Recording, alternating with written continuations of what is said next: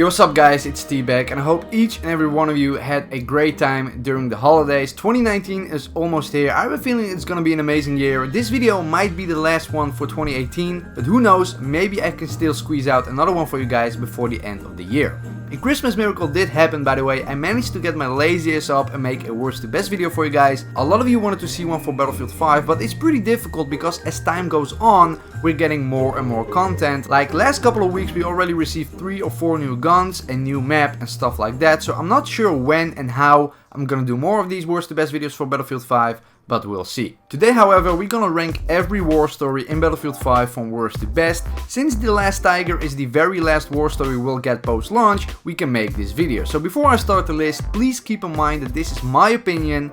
My opinion can differ from yours. I played all of the war stories on the hardest difficulty and on the easiest difficulty, so I have a better understanding of what each war story actually brings to the table.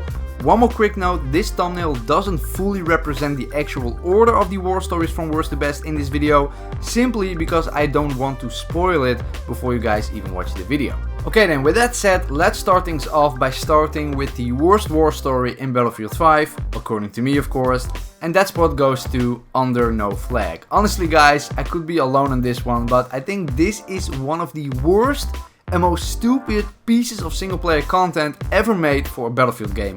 It might be even more stupid than this thing right here, and let me explain. Firstly, the voice acting.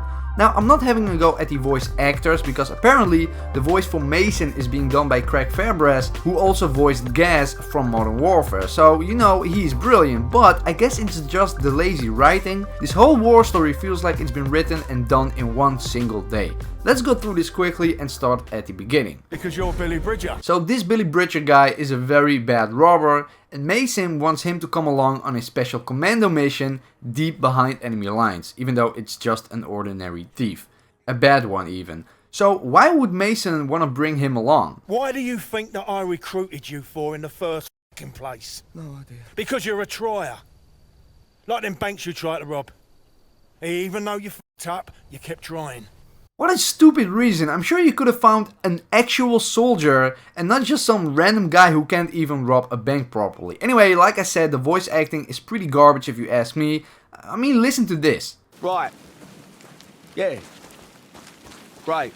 Like, what? Put some heart in those lines, bro. So the actual mission structure is pretty much stealth, open world, and your final defense against enemy waves. So the first part, you quickly rush through it and plant bombs on enemy Stukas, but your bombs don't go off because, well, you're Billy Bridger, but eventually you take them out with AA guns. Then you get stopped at gunpoint by a German soldier, and you two smile at each other, and for some reason the German soldier is defeated and actually in the trunk of the car. The second act, which is the open world part, is actually cool in the fact that you can choose how to play this part of the game. This is a pretty large map, and if you want to take a car, you can, but you can also take an enemy plane and destroy your objectives that way, which is pretty cool, I guess. Also, a quick side note, I'm pretty sure that this map from this mission is gonna be implemented into Firestorm, the Battle Royale mode for Battlefield 5 that's gonna release in March. Of course, that's just speculation, but I have a feeling it is. Anyway, after this mission, you call in for help through the enemy radio, and now all of a sudden a whole enemy tank battalion knows your location on the move, because logic. Then you play the third and final act, and in this act you need to hold off waves of enemies, and after that you have completed the first real war story. In my opinion, the story was garbage, the voice acting was garbage, at least from Mr. Billy Bridges over here, and overall I just didn't like it. I didn't care for those characters at all, and with that said, let's move on to the next war story. So the second worst war story in Battlefield 5 is called Tirailleur, or however you want to pronounce it, which tells the unspoken story of some of the French colonial troops. So it all starts off by an older version of you, who tells the story of... Wait, you see that? That's Helmut! And that's Gunther! And that's Helmut again. They have two of the exact same character models in the opening shot of this war story. These are the multiplayer characters. How lazy can you be? I'm sorry, but that's just so dumb. Anyway, let's continue. I want to get through this one relatively quick. So this old man, which is you, tells the story of how he and other French colonial soldiers took over a German fortification, but were eventually erased from the history books, pretty much because they were black. So the thought behind this story is actually pretty cool. You know, these soldiers also fought in this war, but not much is known about them, so that's why this story is being told. Now, this is the only reason why I'm ranking this war story above the Under No Flag war story, because everything else in this war story is pretty much garbage in my opinion. Pretty much every stage of the story is just running and gunning, and of course the second act is you being stealthy. I know, very original. And the last act is again running and gunning to the very last objective. There you lose your friend Idrissa, which is kinda sad I suppose. Oh, spoiler alert by the way. And that's the end. Then a Charles de Gaulle lookalike takes a picture to capture the moment, only to erase you from it in the end. Cool story, horrible execution in my opinion, and that's why it's the second worst on this list. The third worst on this list, or the third best if you're a glass half full kind of guy, is the Prologue. Well, that's kinda interesting, isn't it? If you remember my worst to best video where I rank every war story in Battlefield 1 from worst to best, you know that I ranked the Prologue on the number 1 spot. So why not this time in Battlefield 5? Well, let me say this, the Prologue in Battlefield 5 tried to do the same thing as in Battlefield 1, showing you multiple tales and perspectives from the war. And while Battlefield 1 did it perfectly, in Battlefield 5 it felt kind of forced and uninspired. It still does the job of what a Prologue should do, which is introduce the player to the game, the setting and multiple weapons and vehicles and stuff like that. But because they tried to do kinda the same as in Battlefield 1 and failed, it just feels a bit meh. The next war story on this list, so the second best of the bunch, is North-Least. Now this one is a bit questionable for a specific reason. Apparently, and I didn't know this because I'm not a history expert at all, but it appears that this war story is obviously based on a true event back in the day called Operation Gunnercide, which was a mission conducted by Norwegian commandos to stop the production of heavy water, which was meant to assist the development of an atomic bomb for the Germans. But apparently, the story in Battlefield 5 depicts a whole different scenario, dismisses the actual heroes from back in the day, and a lot of people are not too happy about that. If you want to know more about this in detail, I recommend you go watch this video from American Progan, he explains this perfectly.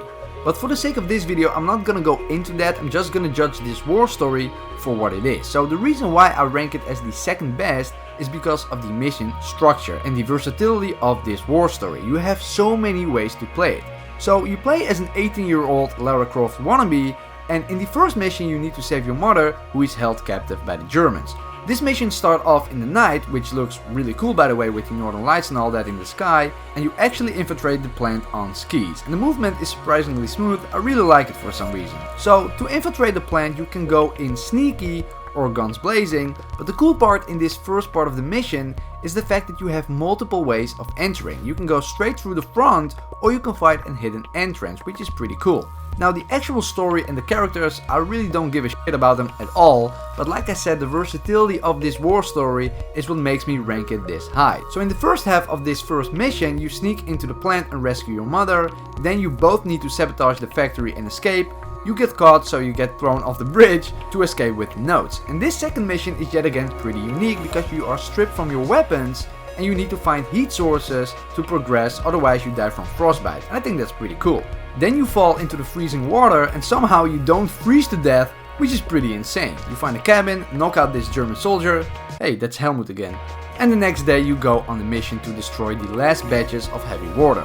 Now this final act of the war story is yet again a open world type of mission, and you can get around easily with your skis. Now like I said in the Under No Flag mission, this open world area, I have a feeling that we're gonna see this as well in Firestorm. Just a hunch, and also the skis by the way, would be pretty cool.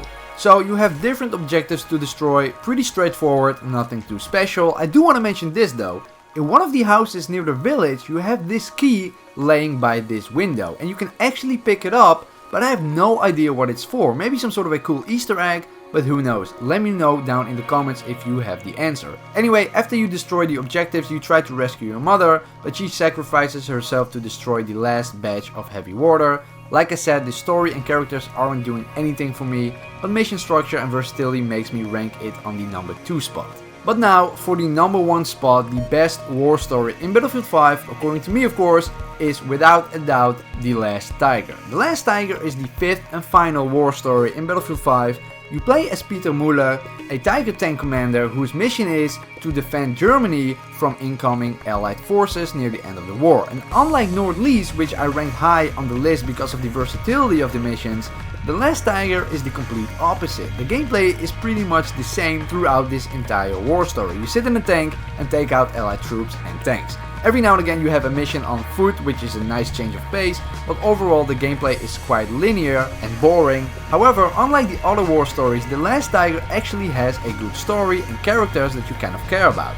Another interesting thing about The Last Tiger is the fact that you play as the Axis, which hasn't been done too many times. Most of the times you only play as the Allies, so that's pretty interesting.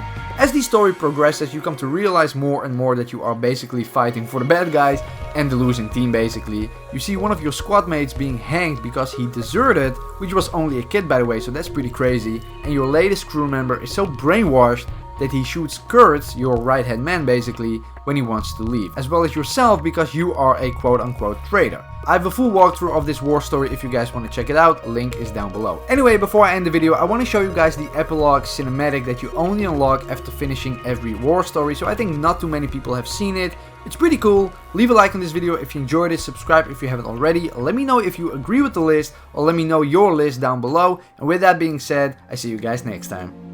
I was a good soldier, one among many, firing cruel weapons at strangers in different colored uniforms, in countries that didn't belong to any of us.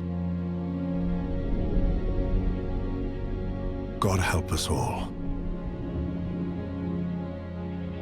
The wheels of war are still turning. Throttles set, engines roaring, armed, fueled, in motion.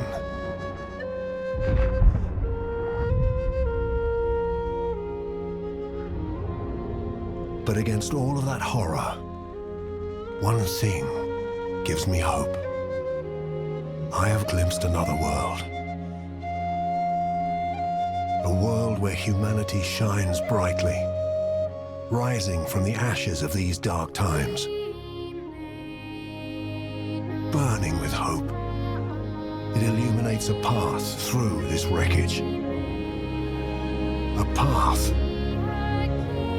to somewhere better.